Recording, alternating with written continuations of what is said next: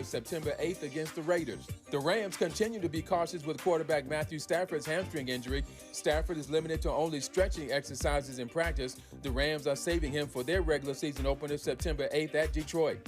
Miller Moss has been named USC starting quarterback. The junior from Mission Hills, California, has the challenging task of replacing Caleb Williams, the number 1 pick in the NFL draft. Moss indicated he's up for the challenge when he threw 6 touchdown passes in USC's Holiday Bowl win over Louisville in December. No debates, no speculation, just the info you need. That's your KBLA Sports Minute. I'm Ray Richardson.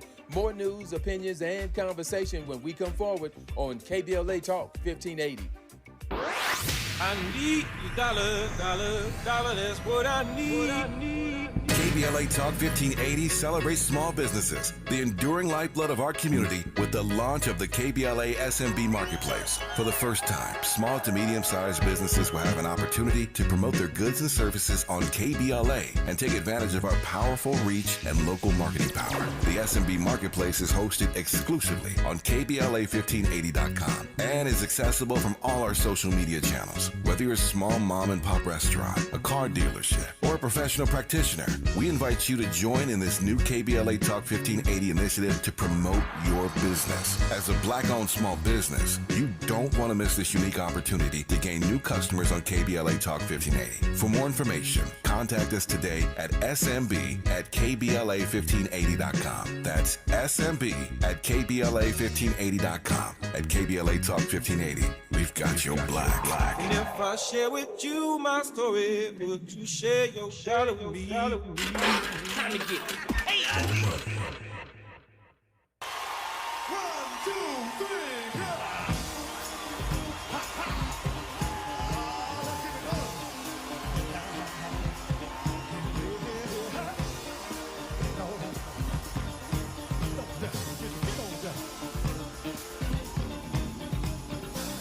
I'm gonna try to keep it coming. Things ain't always smooth, but I'll be alright as long as I can find the groove. Yes, I will. Somehow I know that I can make it. You seem to like my style.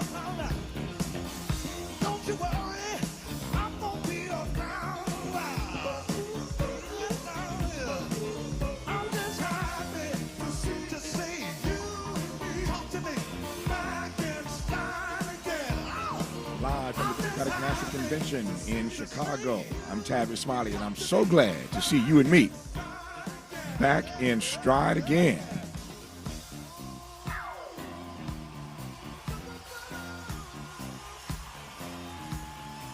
Before we get started with today's show, let me invite you to follow me on Facebook and Instagram at The Real Tavis Smiley and get updates on X, that's formerly Twitter, at Tavis Smiley. By the way, should you miss any part of today's program or want to catch up on previous shows, you can always visit thetavismiley.show.com. That's thetavismiley.show.com, or wherever you get your podcast, and listen to the Tavis Smiley podcast version of this live program at your leisure. Another great show on tap for you today. It is day 2 of the DNC in Chicago. We are inside the United Center as we were yesterday and will be Wednesday and Thursday. What a huge night yesterday with Joe Biden capping things off. Ran a little late last night. My boy JT, James Taylor, got pushed.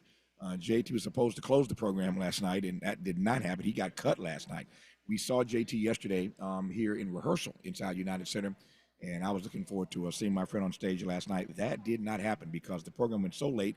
Democrats are saying that it was is all the applause. So much applause last night. Joe Biden got about 3 minutes of a huge ovation last night when he came on stage. But they are saying they were about 30 minutes behind last night. They're blaming it on applause. And so there were certain speakers who got cut last night. But Joe Biden had his moment last night, and what a moment it was. I'm pleased now to commence our program today with a special correspondent for the Wall Street Journal, Molly Ball. Molly, how are you today? No, it's Molly Jong-Fast. Molly what? Molly Jong-Fast. Yeah, what did I say? I'm not a special I'm a special correspondent for Vanity Fair. Yeah. Yeah, totally different. Totally different. Totally different person. They screwed this up, Molly. That's all right. It's nice to have you here, Molly. I know Molly Ball. I know Molly Ball. Yeah. Yeah. She's got brown curly hair. My apologies. That's okay. What did you make of the program last night? I thought it was great. You know, totally organized, galvanized a Democratic Party that was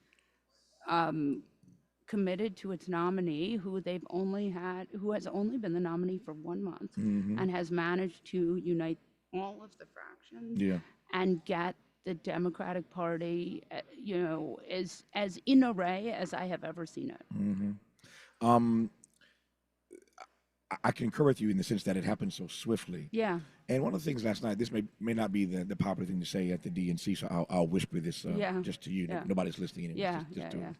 It was fascinating for me last night to watch that 3-minute ovation when Joe Biden comes out from this convention full of people, some of whom were responsible for pushing him off the stage in the first place. I mean, I think two things can be true, which is Joe Biden will be looked back on as one of the best presidents of our lifetime. I mean, even if you just think of the hostage deal, right? He got this hostage deal, this very complicated hostage deal with multiple countries. He released Evan Gershkovich, the Wall Street Journal reporter who was in a Russian jail, possibly, he could.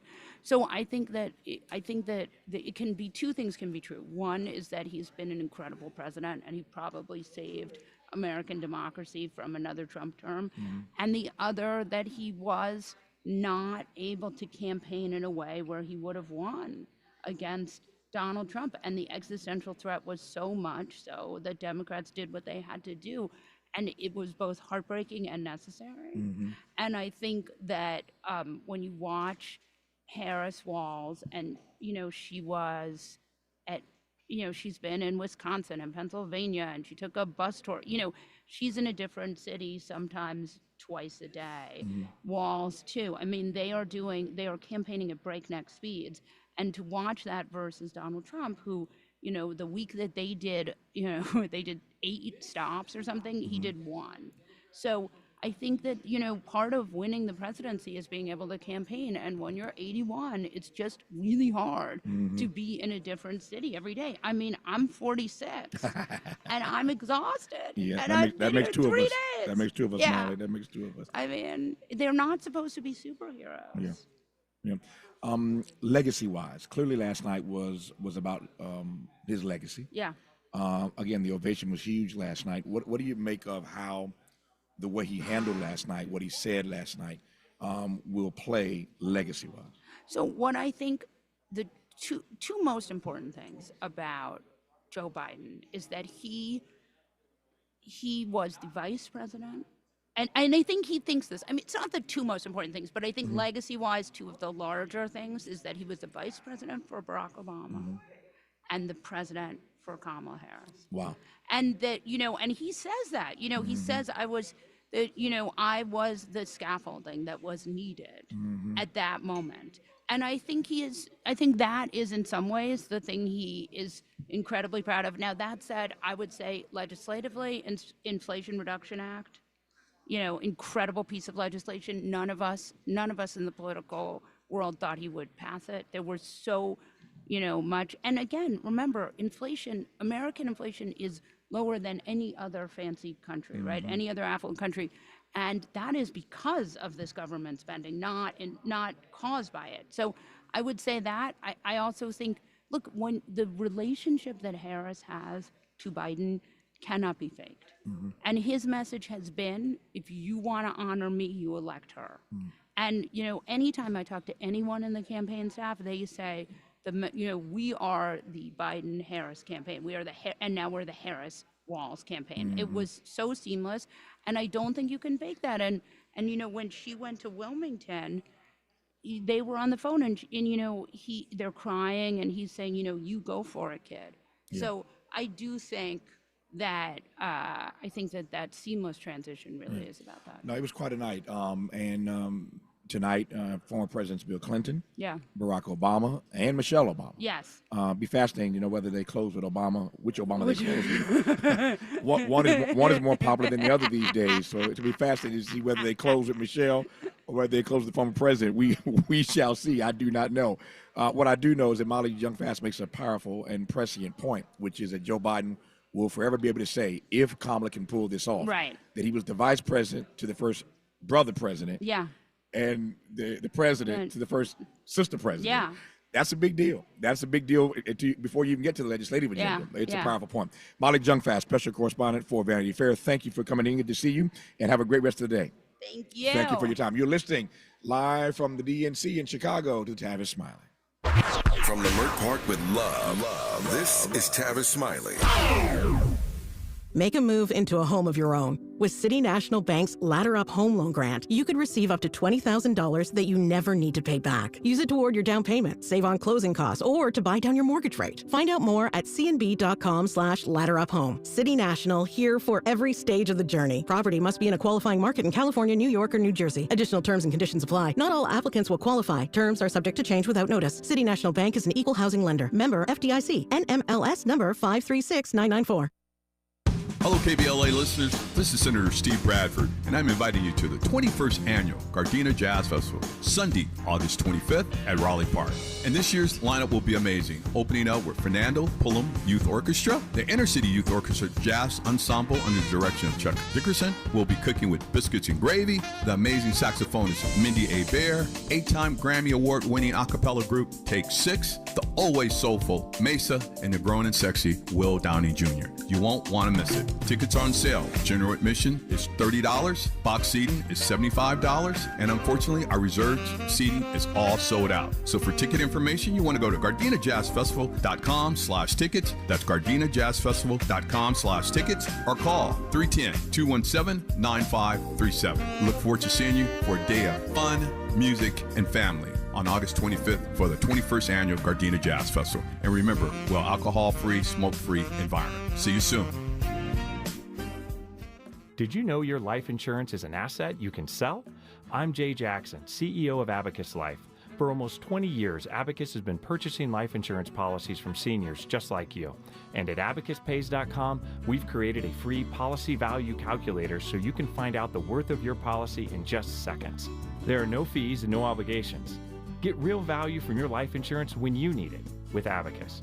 Learn more at abacuspays.com. As a rideshare driver, I love keeping my car smelling fresh and clean. So when I'm driving, I only trust new Febreze car vent clips, now with 3 times greater scent control, because it's that little touch that sets me apart. I can turn the intensity down for subtle freshness, or I can turn it up for when I want lots of scent. So whether it's set to low, medium, or high, with new Febreze car, I know my car's going to smell amazing, which keeps my driver rating right where it belongs. Picking up, Oscar!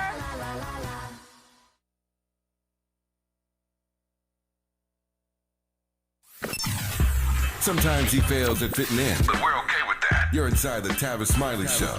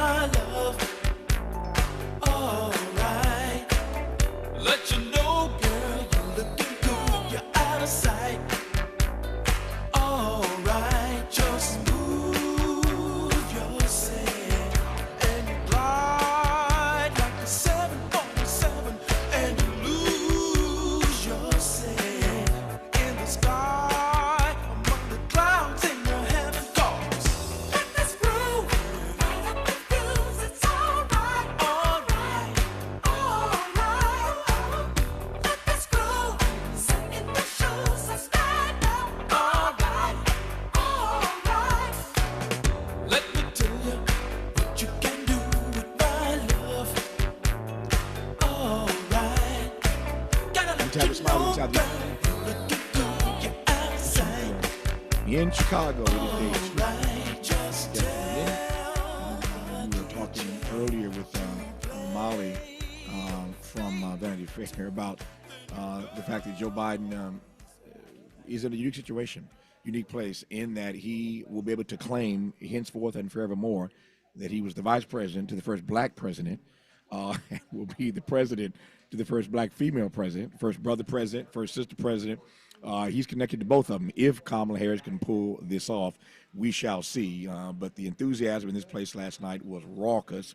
I was saying earlier that the program went late last night, and that's not good for a convention. You do not want to be out of prime time during a convention, but Democrats are blaming they're being pushed out of prime time last night on all of the applause. It's a great spin. Not sure I buy it, but it's a great spin that you were 30 minutes behind because of applause. Okay, my Democratic friends, but it pushed the president out of prime time. Of course, people were already tuned in, so it is what it is.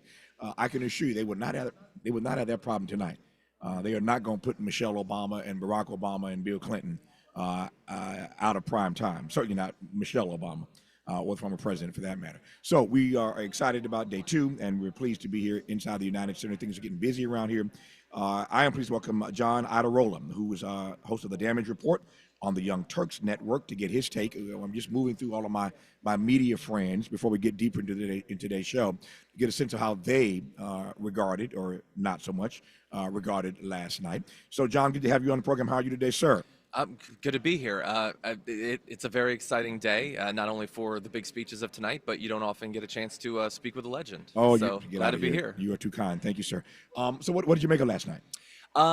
It's what the Democrats needed. I think it's what Joe Biden needed. We know that he did the right thing. He secured even more of his legacy in dropping out and endorsing her. But there's some resentment. I think that there's some anger, and I think the outpouring of not just support, but admiration and literally like people chanting that they loved him. I think that has to do something to make him feel a little bit better about the difficult position that he ended up in. There were two things, again, that a number of things, at least, that got my attention last night. I was talking to Molly earlier about one of these, and it is this notion of watching all this applause, this, again, rapturous applause for him last night. And I'm looking at the faces of those in the audience as the camera moves around, the faces I know, John, and the faces that you know that were involved in pushing him off the stage in the first place. And so it was an interesting irony, or not irony, dichotomy is a better word, watching that last night. But the other thing I thought about watching these faces of those who were involved in this, Donald Trump calls it a coup. I'm not sure that's the appropriate word, but the point is, I'm watching the faces of those who were involved in this process of pushing him off his square, as it were, as the presumptive nominee before he passed the baton to Kamala. I'm thinking about the unity that the nation saw, the world saw on camera last night, and the disunity that still exists behind the scenes. The president spoke to reporters before he took off from Washington yesterday to fly here to Chicago, and he was asked directly about Nancy Pelosi. And he gave his answer. You know, it is what it is. But the fact of the matter is that since this happened, he and Nancy Pelosi have not spoken. He made the point last night, I'm not angry. I care about the presidency. Of course, everybody believes they could have won had they stayed in. But he did the right thing, he said, for his country. But you and I both know that behind the scenes, this thing still has not been squashed as yet. He does feel some sort of way. Why wouldn't he? How do you juxtapose, how do you square at least what we saw last night with the fact that behind the scenes, he's still upset with Nancy Pelosi. He ain't happy with Barack Obama. Let's just call it what it is. Yeah, look, he's a proud man. Everyone says he's a proud man, and his public-facing persona is a little bit different, like with a lot of public officials in how he operates behind the scenes. He can be kind of gruff. He can be kind of angry and definitely proud. He's been in public service for half a century, so I'll give him that. And he did the right thing. That's the most important thing. If he behind the scenes wants to, have hurt feelings over Nancy Pelosi, I understand it. I, maybe like you, felt weird every time they went to a reaction shot of Nancy Pelosi, chanting, "I love you, Joe." And I'm like, whatever. Maybe you do, but you pushed him out. Exactly. But that said, if I could advise him, not that he needs my advice, you don't need to make as big of a deal in terms of inspiring all these leaks and everything. There's so much admiration for what he did. Why undercut it by making this narrative of resentment in the background? He gave a great speech. It wasn't a resentful speech. I do think it could be a little bit more focused on Harris. It took the better part of a half an hour for him to really turn to her. It feels like it was mostly what he was going to do anyway if he'd been the nominee. But he gave a good speech, a strong speech, despite the fact that it started late. He had a lot of energy. He went long, which most people wouldn't have even thought he could do. You can go to your grave feeling resentful towards Nancy Pelosi, and I think that's very understandable. I would keep it in private if I were him, though, just for his legacy. Yep. I mean, I suspect he will. He's a smart politician. But she's been talking about it. She's been very vocal about the fact that she has lost sleep about this. She's cried about it. She said this publicly. She's been on book tour, as you know. So publicly, she said this has troubled her, although she still fundamentally believes she made the right decision. So one question is how Biden processes this the rest of his life. And neither of these, these two are young, are spring chickens. They're both in their 80s. She's older than he, in fact.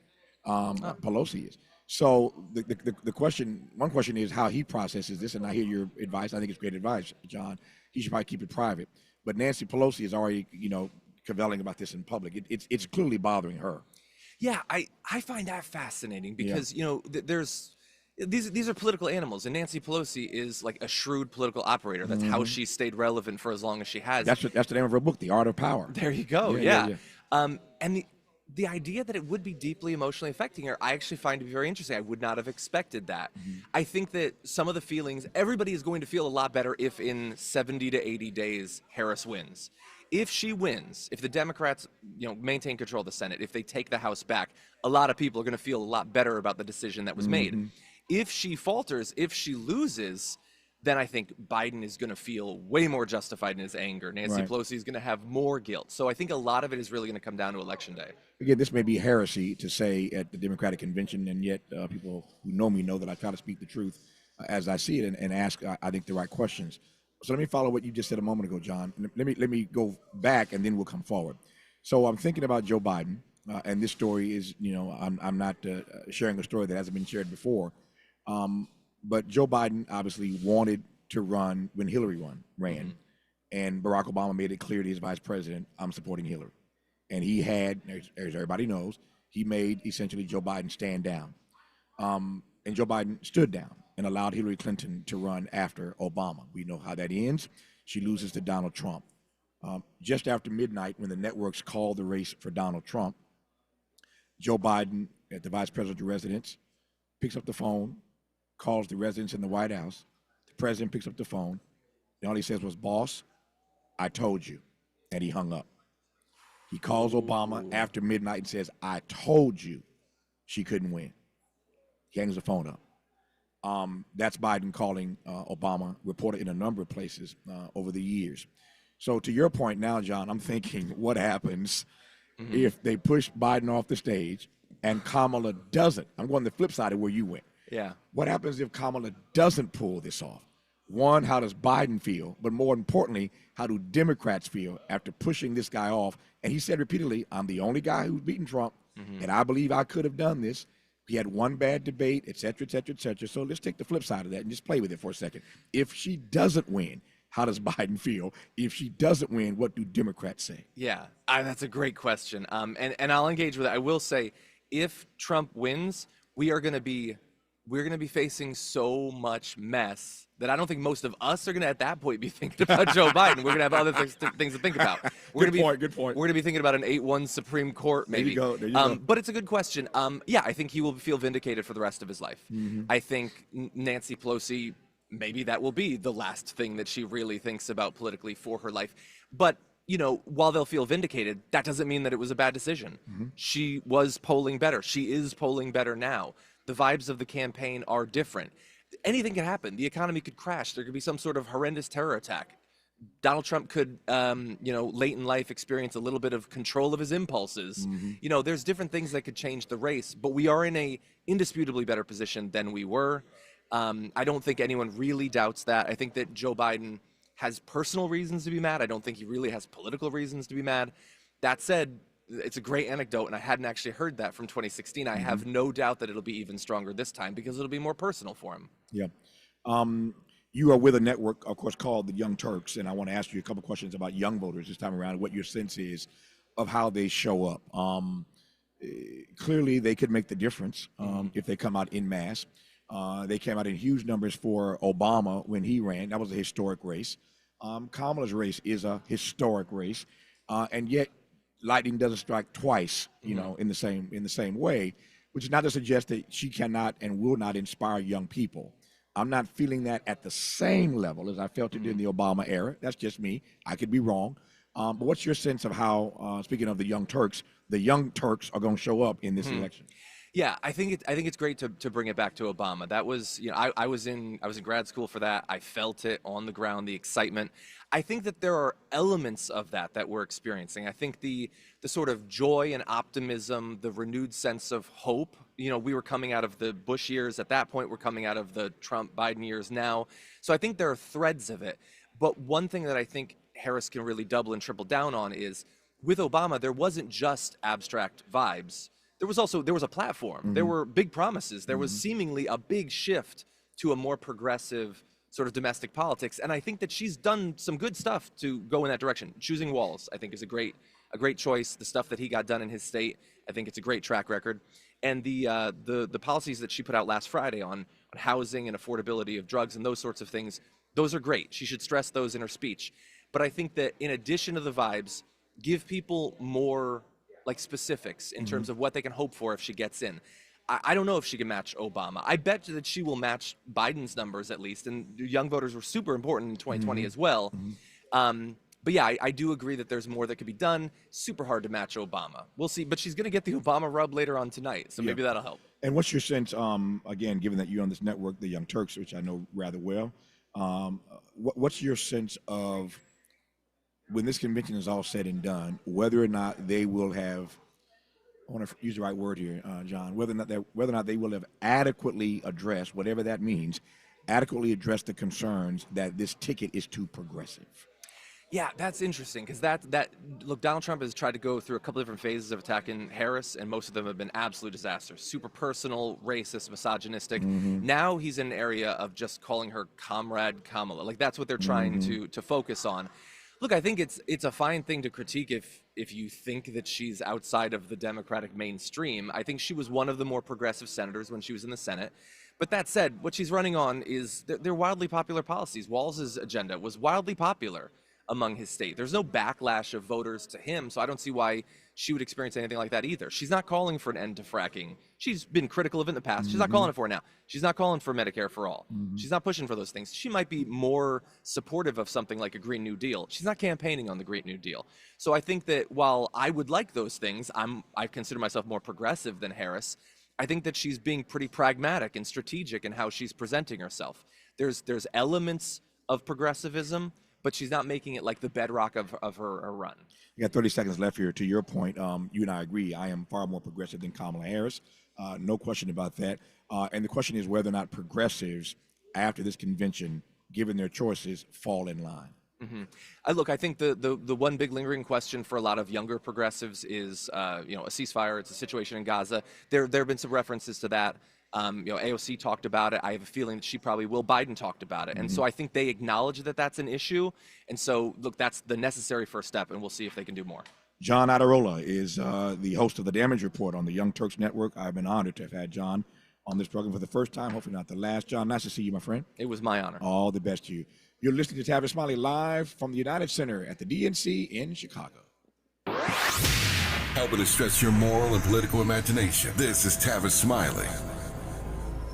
Paid for by government.com. Did you know? The United States Mint has issued a new Morgan silver dollar coin in proof condition for the first time. Not only that, they are also minted in 99.9% pure silver for the first time ever in history. Coin experts are calling this an amazing opportunity for anyone that knows the enduring popularity of Morgans. But you must hurry. Only 400,000 of these legal tender silver dollars were issued. These first ever Morgan silver dollars are brand new with stunning mirror-like finish, minted by the iconic San Francisco Mint. Call now and you're guaranteed a new first ever 99.9% pure silver proof Morgan dollar. To learn more, call 1-800-973-9717. If you order now, you will receive a free coin collector bonus pack, a $25 value, free with every order. Call 1-800-973-9717 now to secure your new Morgan silver dollars before they are gone. That's 1-800-973-9717. I'm Mike Moore. Here's the latest from the Black Information Network. The Democratic National Convention rolls on in Chicago, Illinois. A number of well-known names hit the stage Monday, including freshman Congresswoman African-American Jasmine Crockett of Texas, who urged voters to carefully consider the resumes of the two candidates for the Oval Office. General Motors is eliminating over 1,000 jobs, with almost 600 of the positions located at its Global Technical Center in Michigan. The company says the cuts are to streamline operations and lead to more efficiency. Gen Z is blaming social media for mental health issues they experience. That's according to a Talker research survey of 2,000 Gen Z social media users. They say TikTok and Instagram are the main culprits, followed by Facebook. And that's the latest. I'm Mike Moore from your 24/7 news source, the Black Information Network, and BINnews.com. The best nugs are now even better. Wendy's new saucy nugs take the nugs you love and sauce them up in bold flavors, including buffalo, honey barbecue, garlic parm, and spicy ghost pepper. Try them all today. For a whole new way to nug, it's gotta be Wendy's. A participating U.S. Wendy's. This is the KBLA Sports Minute with Ray Richardson. Chargers quarterback Justin Herbert practiced Monday for the first time since July 31st. Herbert was out with a plantar fascia injury in his right foot. Chargers coach Jim Harbaugh said Herbert looked sharp in his return despite the long layoff. The Chargers hope to have Herbert ready for the regular season opener September 8th against the Raiders. The Rams continue to be cautious with quarterback Matthew Stafford's hamstring injury. Stafford is limited to only stretching exercises in practice. The Rams are saving him for their regular season opener September 8th at Detroit. Miller Moss has been named USC starting quarterback. The junior from Mission Hills, California, has the challenging task of replacing Caleb Williams, the #1 pick in the NFL draft. Moss indicated he's up for the challenge when he threw 6 touchdown passes in USC's Holiday Bowl win over Louisville in December. No debates, no speculation, just the info you need. That's your KBLA Sports Minute. I'm Ray Richardson. More news, opinions, and conversation when we come forward on KBLA Talk 1580. We must understand the politics of our community, and we must know what part politics play in our lives. Questions about black voters, their disengagement, lack of information, and support or lack thereof for Democratic candidates have once again taken center stage as Democrats, Republicans, and independent candidates compete for this critical voting bloc. Will black voters abandon Democrats in this election, move historic numbers of votes toward the Republican nominee, or will they continue a decades-long trend of overperforming for Democratic candidates up and down the ballot? The stakes have never been higher for black America. Tune in to KBLA's new show, The Black Pack, hosted by veteran political strategist Adrian Shropshire, every Friday from 4 to 6 p.m. for a breakdown of the issues, rhetoric, polling, and more this election year. It's The Black Pack with Adrian Shropshire, Fridays from 4 to 6 p.m. exclusively on KBLA Talk 1580.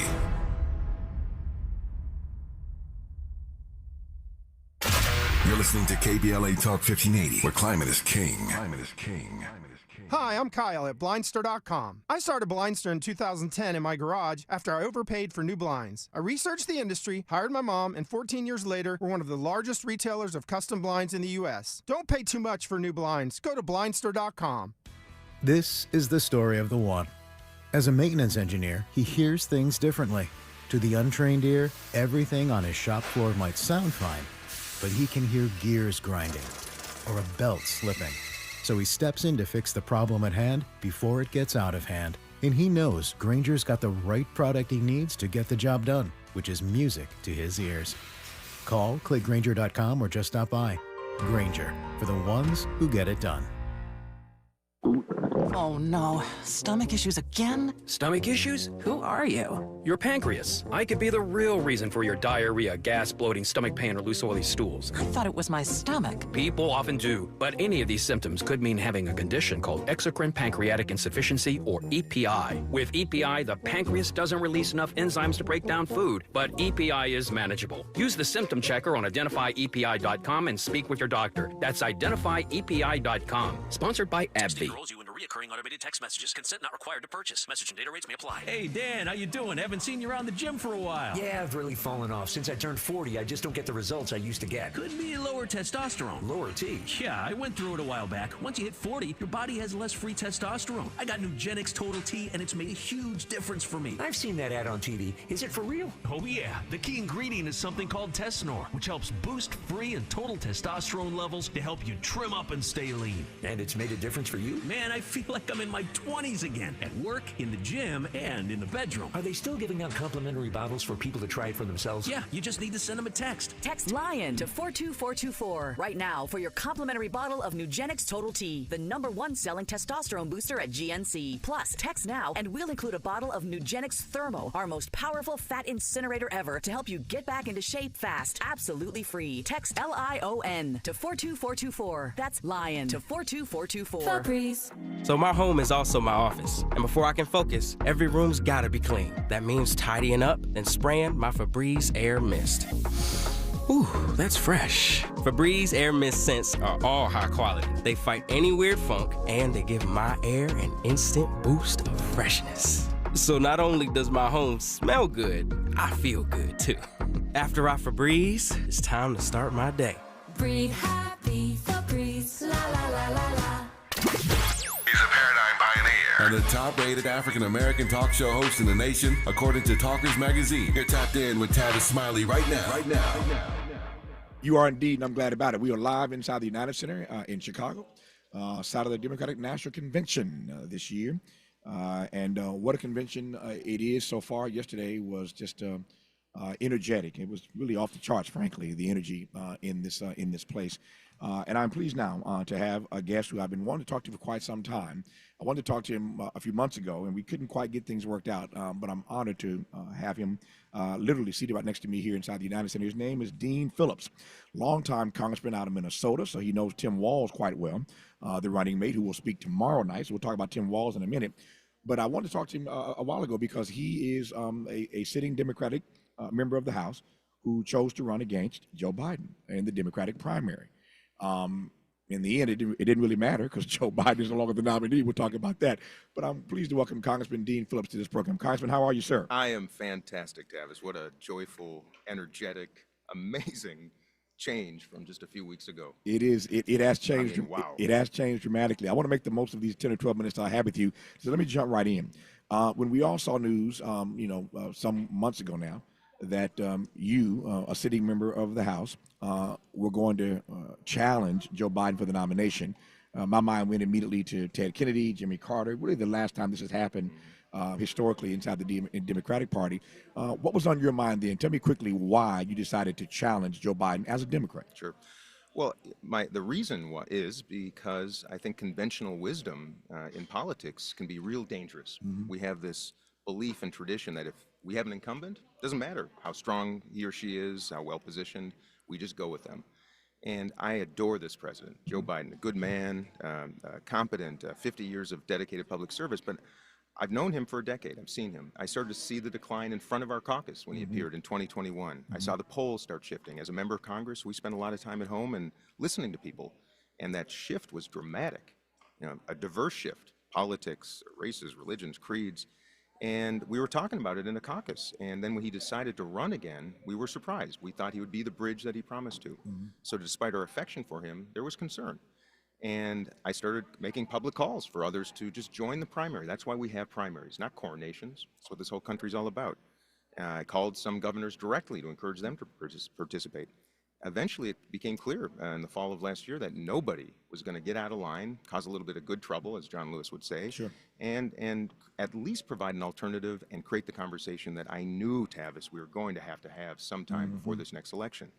And at the very end, I made the decision that I'd have to do it. Not because I was trying to be a George Washington, I was trying to be a Paul Revere. Sure. Call attention to something that I think was important, and it took, of course, until June 27th here of this year for people to come to the same conclusion that I had before. Yeah. I do want to say this, though. A great man, last night was his capstone. My entire mission was to feel what I'm feeling, and I think everybody in this building is feeling right now, possibility and hope and energy. And I can say that I thought I was going to be coming to a funeral a month ago, and it turns into a birth. And let me tell you, I like the latter a whole lot better. So juxtapose to me these two things. The way in which you were treated by your Democratic colleagues when you announced you were challenging a sitting president, and how you felt when that sitting president decided, well, he didn't decide, he got pushed, but when the decision was made that he'd pass the torch to Kamala Harris, there had to be two different reactions, two different feelings. Tell me about it. Well, let me first say that I was not sent any flowers by my colleagues when I made that decision. But it probably won't surprise anybody listening that there are a lot of people who felt the same way, but they didn't want to be disruptive. Sure. Because everybody knows that if you get out of line in politics, you're not walking the company line. That's right. It's probably going to impede your career. That's right. Now, I was willing to give it up, and I have. I'm not running again because I recognize that was the risk. But I'll tell you what, turning up the clock to the moment that he handed the torch, it was a really human moment, as was last night. Bittersweet. I happened to be presenting in front of a really extraordinary group of high school students outside of Washington who come to a history camp academy, and we got the news when I was speaking to them. And someone read the letter that he had posted, and there were about 3 seconds where it was just utter silence in this room.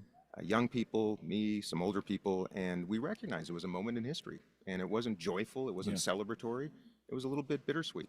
But I knew at that moment, Tavis, that was the beginning of what we're feeling right now. I would have, in fact, in the very beginning, just like former President Obama and many others, Jim Clyburn included, I wanted to see a competition. I think it's healthy to have options and ensure that people earn this extraordinary nomination.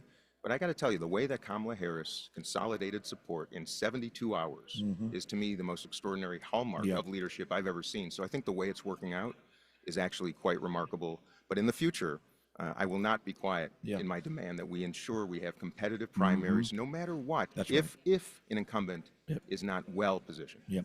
Somebody once said that if you live long enough, Dean Phillips, you either become the hero or the villain. If you live long enough, you will either become the hero or the villain. You were the villain at that point. I'm not sure if they're calling you a hero now, but the record will state, the historic record for time eternal will state that you were the one person who was out front and bold enough early on to say, this is not the answer to the prayer. We have to have an alternative. And now everybody, as we say in my neighborhood, everybody has got on the same page with Dean Phillips. How does that part feel? You can set your humility aside just for a second. How does that feel, man? Well, I got to tell you, it sure feels better than what it was feeling like. And some are saying a prophet without honor. That's biblical, man. And I'll tell you, this felt like in a way a biblical journey. When everybody listening, we've all faced those moments where we see injustice or we believe we should stand up, but if we do so, we know there's a risk. I knew what the risk would be.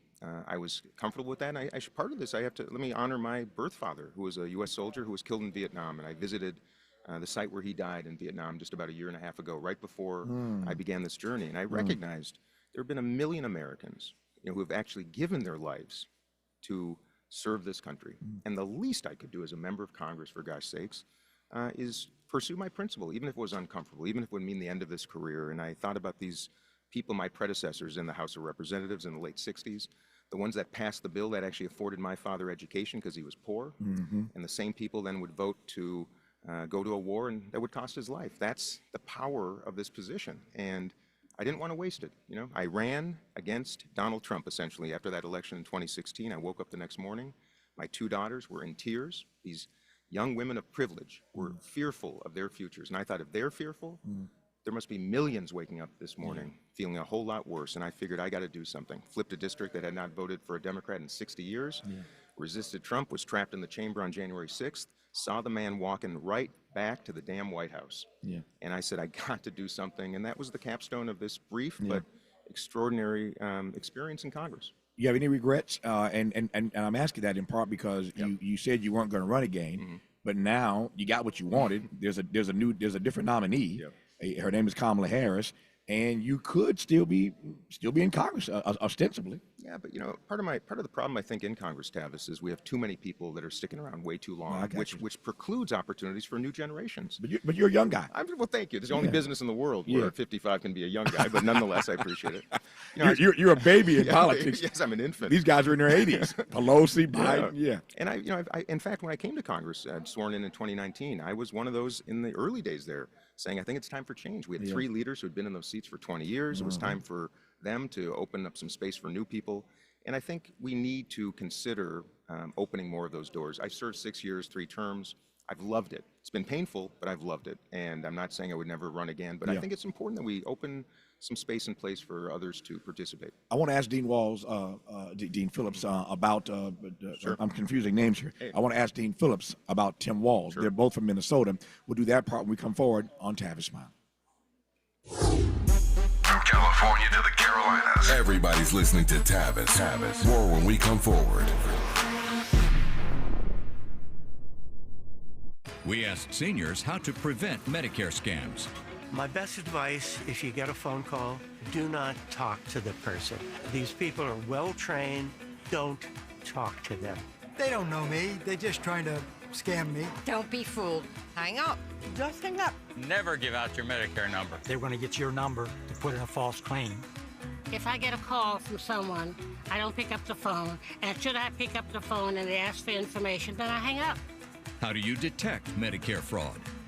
Just like I check my credit card statements, I check my Medicare statements monthly. Scammers can get a hold of your number, order medical devices through your account, and you're not even going to know about it if you don't look at your statement. Check your statement every month. If you get your statement and you see something that you know you did not have done, you report it. Call your Senior Medicare Patrol. To report Medicare fraud, call the Senior Medicare Patrol at 855-613-7080. The possibility of lung cancer can be pretty scary, especially if you're one of approximately 8 million current or former smokers at high risk. That's why SaveByTheScan.org wants you to know that now there's a breakthrough low-dose CT scan that can detect lung cancer early, and it only takes 60 seconds. You stop smoking, now start screening. For an easy quiz to see if you're eligible, visit SaveByTheScan.org. It could save your life. SaveByTheScan.org is brought to you by the American Lung Association's Lung Force Initiative and the Ad Council.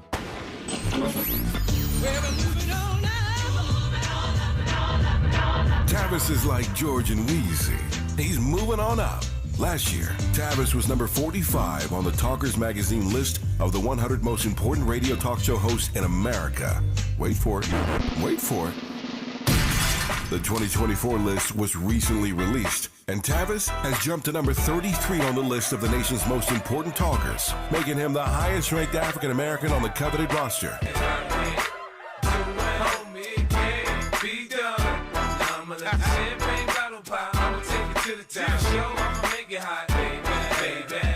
Congratulations to Tavis Smiley from all of us at KBLA Talk 1580. We've got you black.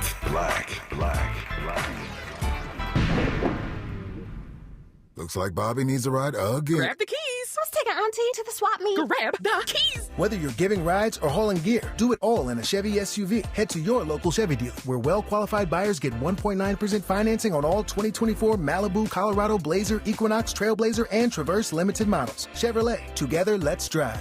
1.9% APR for 36 months. Monthly payment is $28.60 for every $1,000 you finance. Example down payment 15.8% must finance with GM Financial. Some customers may not qualify. Not available with lease and some other offers. Take new retail delivery by 7/1/24. Are you facing an unexpected financial emergency? You need WeFixMoney.com. WeFixMoney.com can help you get up to $3,000 fast. WeFixMoney.com is free to use, available 24/7, and has an A rating with the Better Business Bureau. Go to the name you trust, WeFixMoney.com. If you need emergency cash up to $3,000 for bills or anything else, type WeFixMoney.com directly into your browser. That's WeFixMoney.com.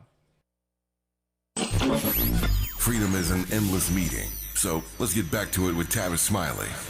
Tavis Smiley and Congressman Dean Phillips out of Minnesota, who boldly or crazily, depending on one's perspective, ran against Joe Biden in the primary. Joe Biden ended up winning that primary, of course, and then he eventually passed the baton to Kamala Harris. But I think Dean Phillips will go down in history as the guy who at least said this again is not the way we ought to be proceeding. Let's have a competitive process, and maybe Joe Biden's time is up. Everybody agrees with that now, including Joe Biden, given the amazing speech he gave last night. But Dean Phillips had the courage to jump some months ago, and I'm honored to have him on this program. You and I were talking just a moment ago about the fact that this is a very, very condensed campaign. I confess I'm not the only one.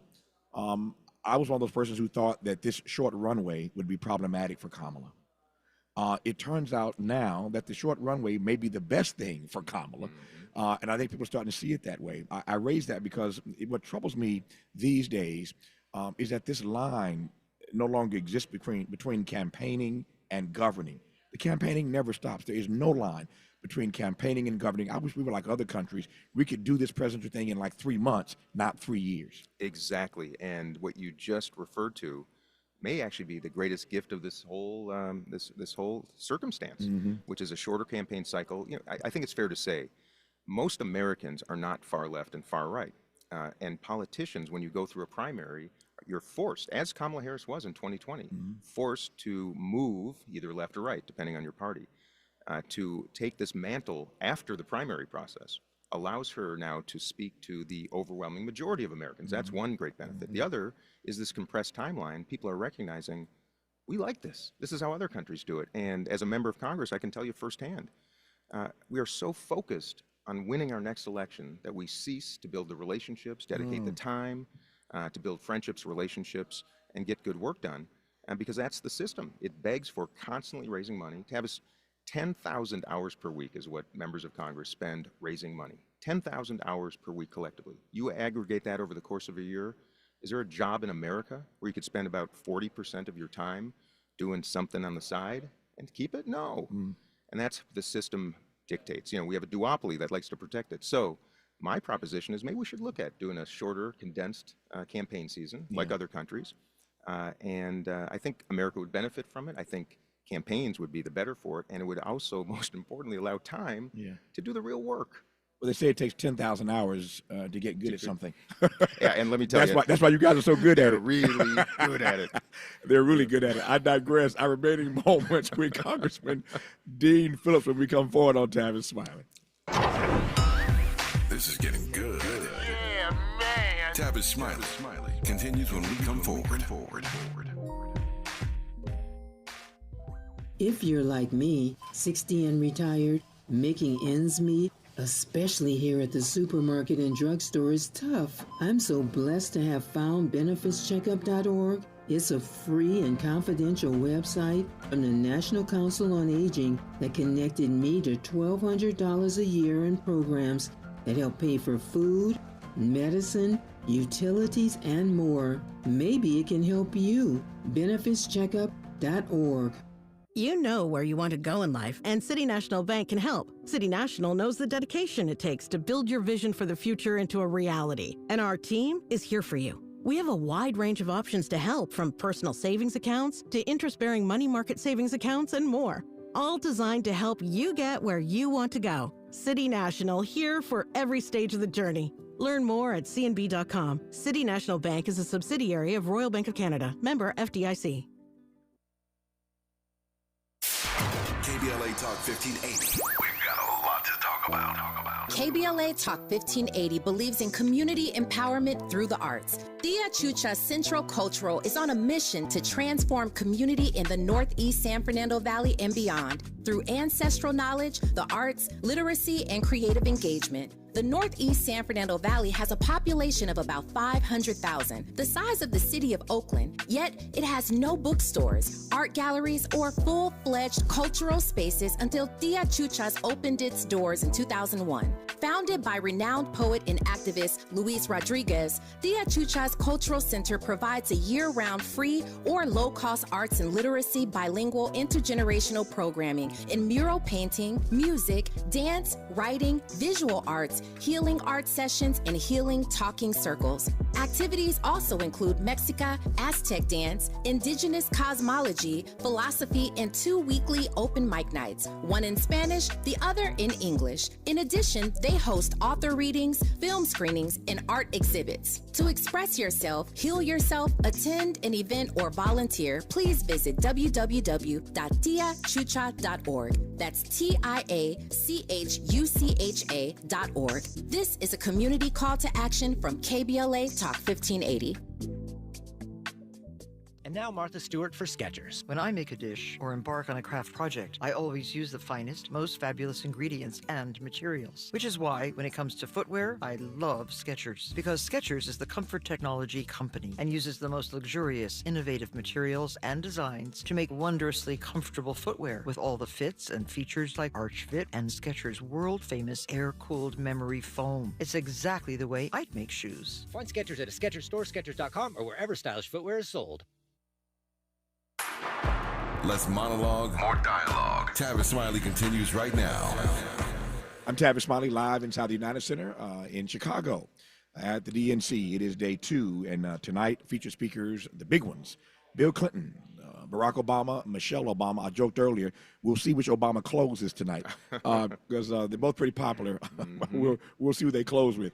But that's the rundown for this evening's festivities. I've got about 5 minutes left here with Dean Phillips, Congressman out of Minnesota, and I've just enjoyed this conversation immensely.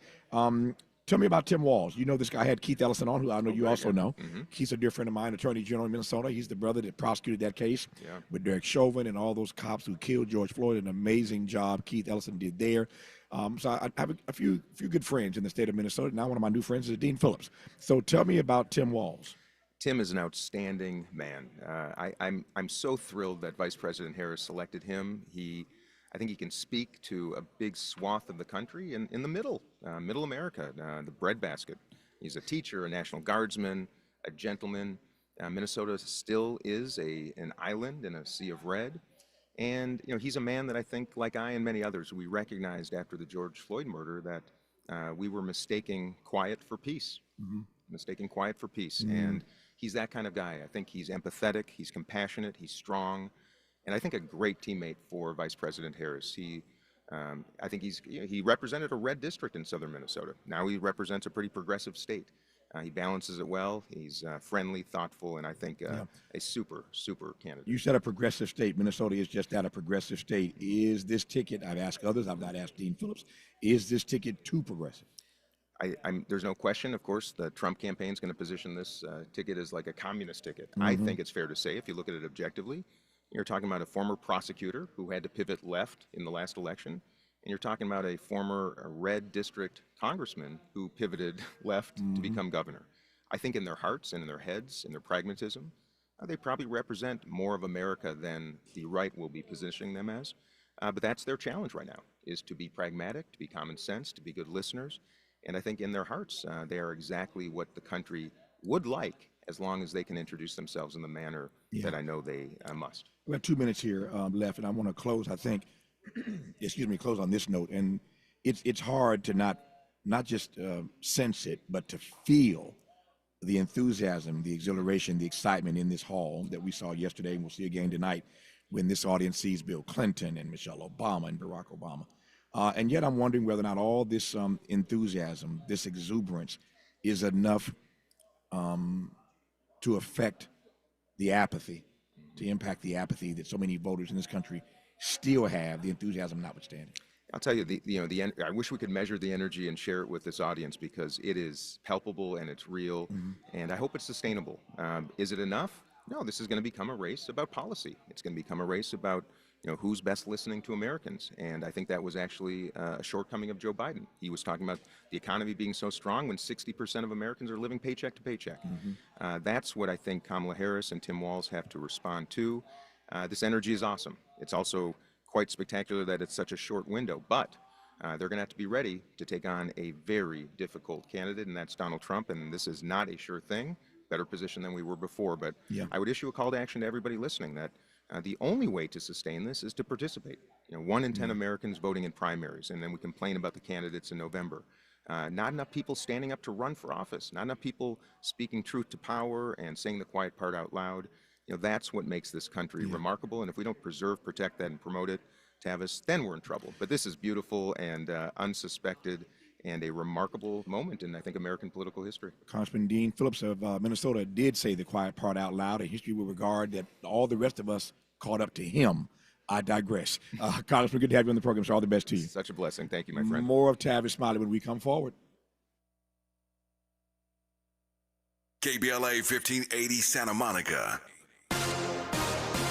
I'm Mike Moore. Here's the latest from the Black Information Network. The Democratic National Convention rolls on in Chicago, Illinois. A number of well-known names hit the stage Monday, including freshman Congresswoman African-American Jasmine Crockett of Texas, who urged voters to carefully consider the resumes of the two candidates for the Oval Office. General Motors is eliminating over 1,000 jobs, with almost 600 of the positions located at its Global Technical Center in Michigan. The company says the cuts are to streamline operations and lead to more efficiency. Gen Z is blaming social media for mental health issues they experience. That's according to a Talker research survey of 2,000 Gen Z social media users.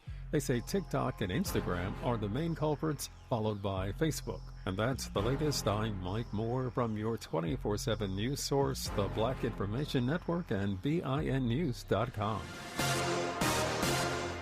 The best nugs are now even better. Wendy's new saucy nugs take the nugs you love and sauce them up in bold flavors, including buffalo, honey barbecue, garlic parm, and spicy ghost pepper. Try them all today. For a whole new way to nug, it's gotta be Wendy's. A participating U.S. Wendy's. This is the KBLA Sports Minute with Ray Richardson.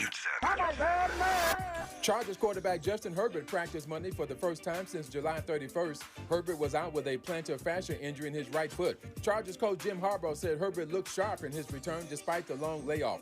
The Chargers hope to have Herbert ready for the regular season opener September 8th against the Raiders. The Rams continue to be cautious with quarterback Matthew Stafford's hamstring injury.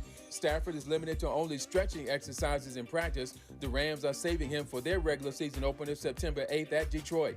Miller Moss has been named USC starting quarterback. The junior from Mission Hills, California, has the challenging task of replacing Caleb Williams, the number 1 pick in the NFL draft. Moss indicated he's up for the challenge when he threw 6 touchdown passes in USC's Holiday Bowl win over Louisville in December. No debates, no speculation, just the info you need. That's your KBLA Sports Minute. I'm Ray Richardson.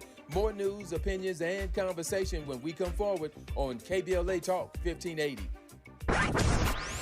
Here comes the money. Here we go. Money talk.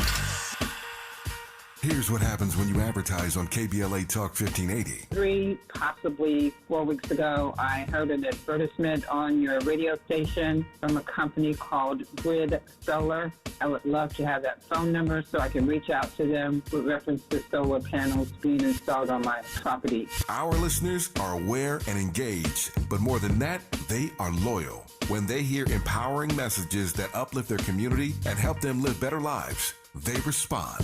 No medium reaches this coveted black audience like KBLA Talk 1580. So, hit us up today at smb@kbla1580.com and let us help you connect with our loyal listeners. At KBLA Talk 1580, we've got your black. Money to bud.